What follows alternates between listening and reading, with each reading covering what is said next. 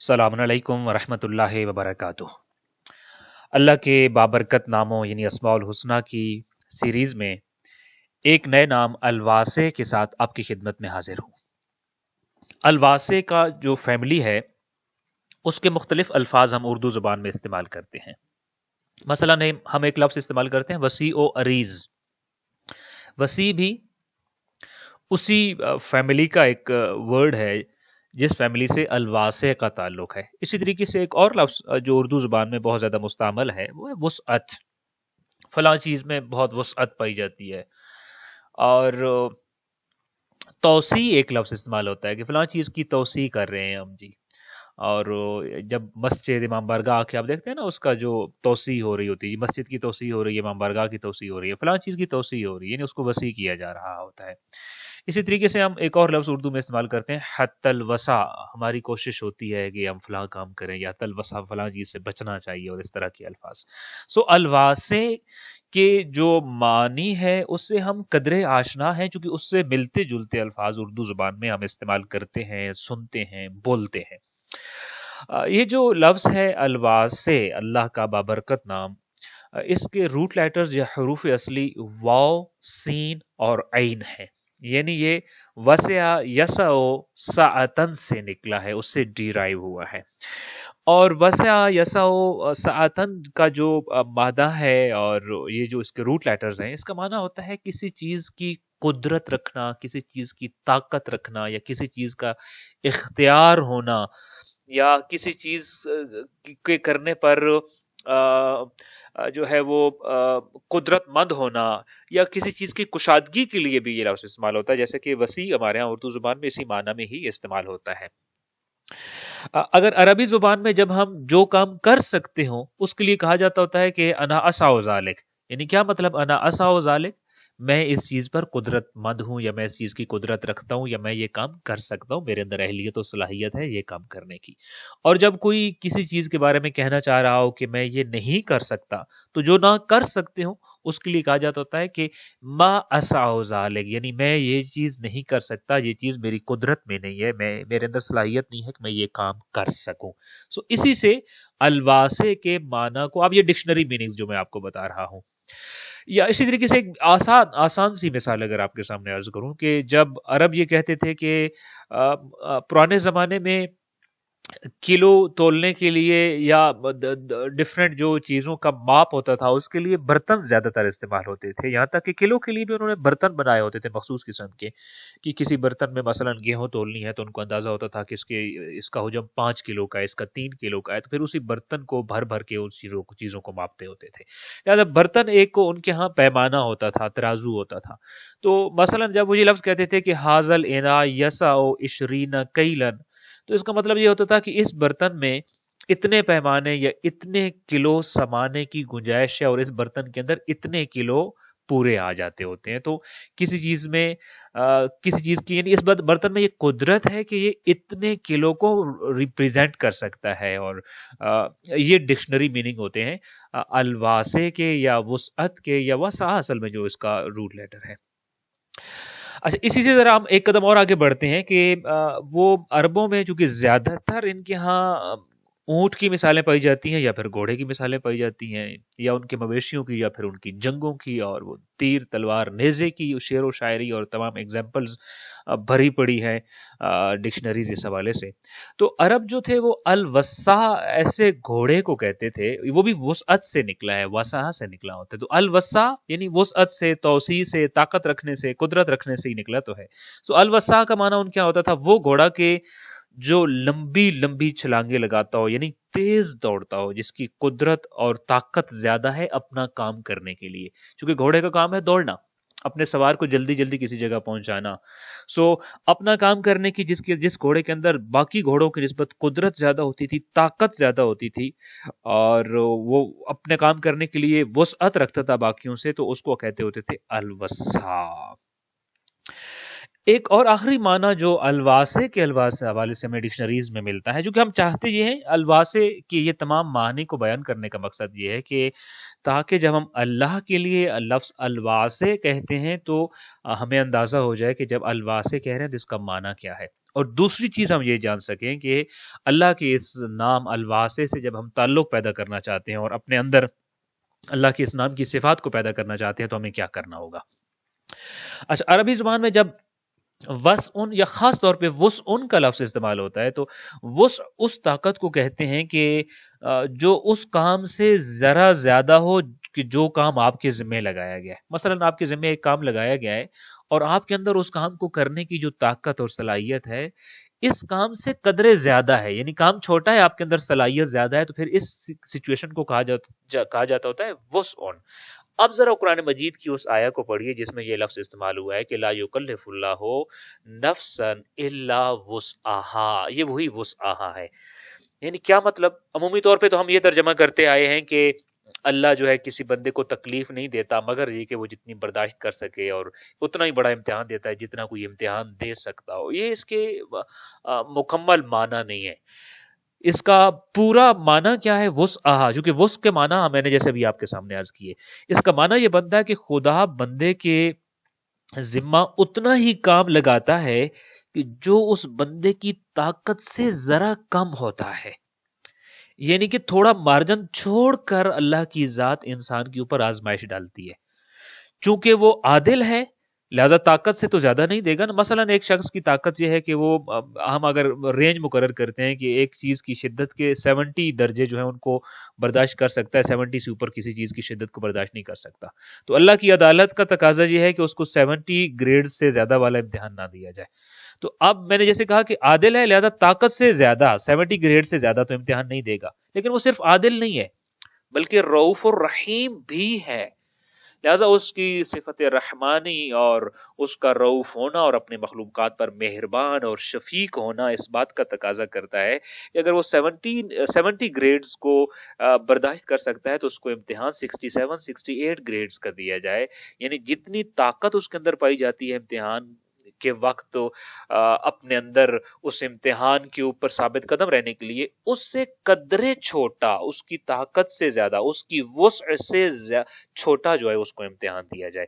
لہذا اس کا معنی کیا ہوگا؟ لا یکلف اللہ نفسا الا وسعها، یعنی اللہ کی ذات جب مجھے، آپ کو، ہمیں زندگی میں کوئی بھی امتحان دیتی ہے اور بعض اوقات ہم دیکھتے ہیں کہ ہم اس امتحان میں عاجز آ جاتے ہیں. ہمیں یہ لگتا ہے کہ ہماری طاقت سے بڑا امتحان ہمارے اوپر آ گیا، ہماری برداشت سے بڑا امتحان ہمارے اوپر آ گیا، ہمارا صبر کا پیمانہ لبریز ہو گیا. ہمیں یہ لگتا ہے کہ یہ امتحان دینے کے ہم قابل نہیں تھے. ایسا کبھی نہیں ہوتا، یہ ہم اپنے آپ کو انڈر اسٹیمیٹ کر رہے ہوتے ہیں. لا یکلف اللہ نفسا الا وسعها، اس کا مطلب میں نے ابھی آپ کے سامنے عرض کیا کہ وسع یعنی وہ طاقت جو کام سے زیادہ آپ کے اندر موجود ہے، جو امتحان سے زیادہ بڑا ریئیکشن اور طاقت آپ کے اندر موجود ہے. اللہ جو بھی امتحان دیتا ہے، جو بھی حالات دیتا ہے، ان کو برداشت کرنے کی، ان میں ثابت قدم رہنے کی طاقت آپ کے اندر زیادہ ہے. بٹ اٹ ڈیپینڈز کہ میں اس طاقت کا استعمال کروں اور اس کا صحیح استعمال کروں. اگر میں نہیں استعمال کر رہا تو the fault is mine، خدا کی طرف سے نہیں ہے کہ ہم یہ کہیں کہ خدا نے ایسا امتحان دے دیا ہے کہ جس کو میں کسی صورت برداشت کر سکنے کی اہلیت نہیں رکھتا. اس آیا کا معنی ایک یہ ہے. البتہ ایک بڑا خوبصورت معنی اور بھی کیا ہے بعض مفسرین نے، کیونکہ یہ وسعت سے، واسع سے نکلا، اس لیے اس دوسرے معنی کو بیان کرنا ضروری ہے.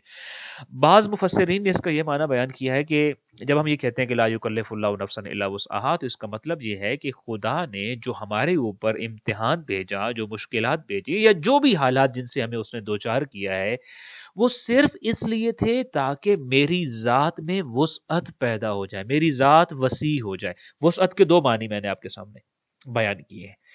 جب ہم یہ کہہ رہے ہیں کہ خدا نے اس لیے امتحان بھیجا کہ میری ذات میں وسعت پیدا ہو جائے، تو اس کا کیا مطلب ہے؟ وہ دونوں معنی یہاں مراد ہے. ایک معنی ہم نے یہ کیا تھا کہ وسیع ہو جانا، لہذا میری ذات وسیع ہو جائے. پہلے میں چھوٹا انسان تھا، اب بڑا انسان بن جاؤں.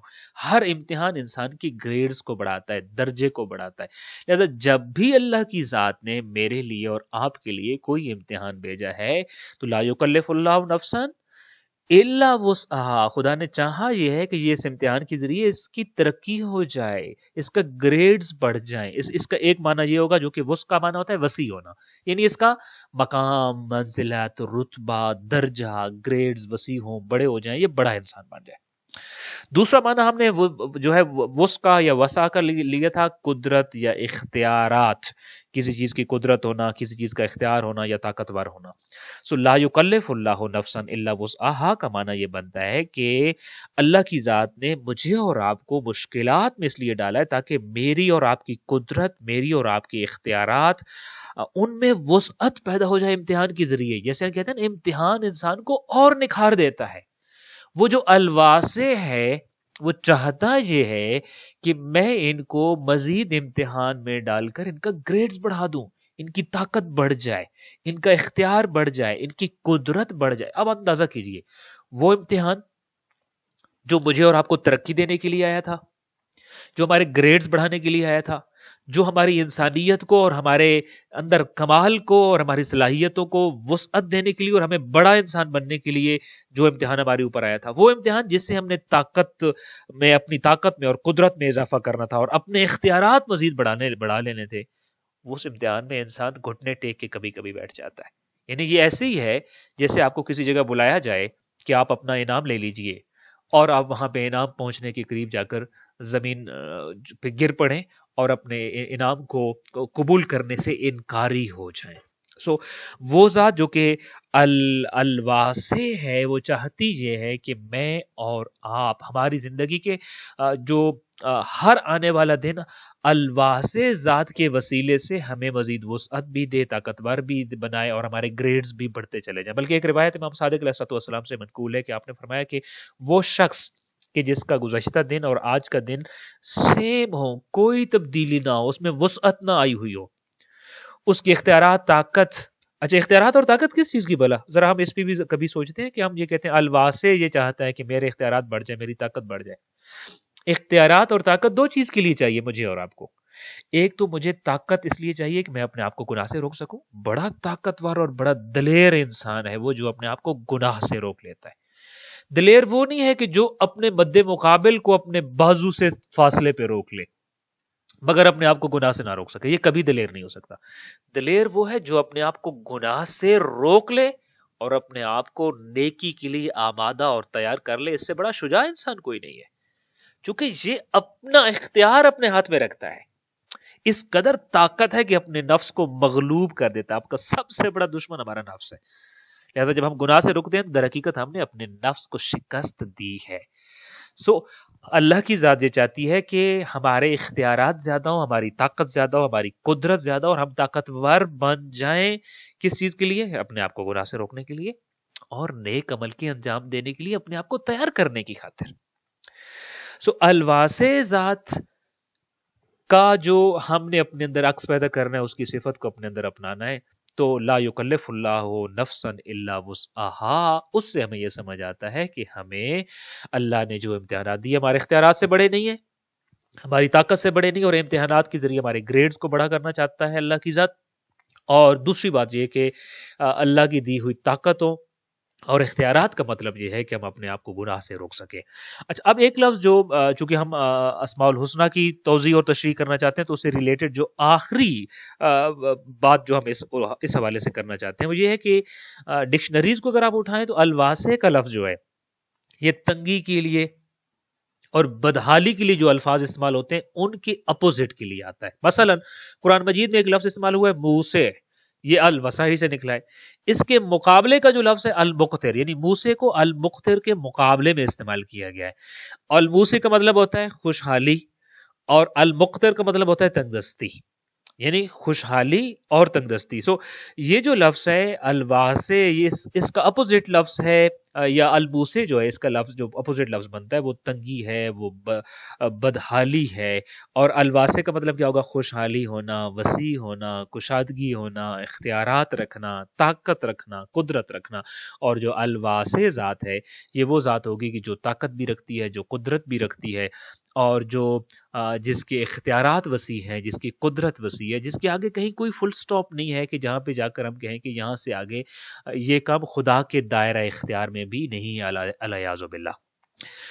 اب جب کہ ہم اس نام سے توسل کرنا چاہتے ہیں، تمسک کرنا چاہتے ہیں اور تخلق باخلاق اللہ کے عنوان کے تحت اس نام کے ساتھ ہم اپنے اندر اللہ کی ان صفات کو پیدا کرنا چاہتے ہیں، تو ضروری یہ ہے کہ مجھے اور آپ کو سب سے پہلے اپنے دل کو وسیع کرنا ہے، شرح صدر کرنی. شرح صدر کیا ہے؟ اپنے دل کو وسیع کر لینا. بہت بڑا دل ہمارے اندر کہ جو کسی برے انسان کے لیے بھی اچھا چاہ سکے، اور صرف چاہ نہ سکے بلکہ اچھا کر بھی سکے. دوسرا یہ کہ اس الواسے سے جب ہم توسل کرنا چاہتے ہیں اور تمسک کرنا چاہتے ہیں تو اس کا مطلب یہ ہے کہ ہمیں جس قدر ہم اپنے نفس پہ حاوی ہوتے جائیں گے اتنا ہی اللہ کا نام الواسے کی تجلی ہمارے دل میں روشن ہوتی چلی جائے گی.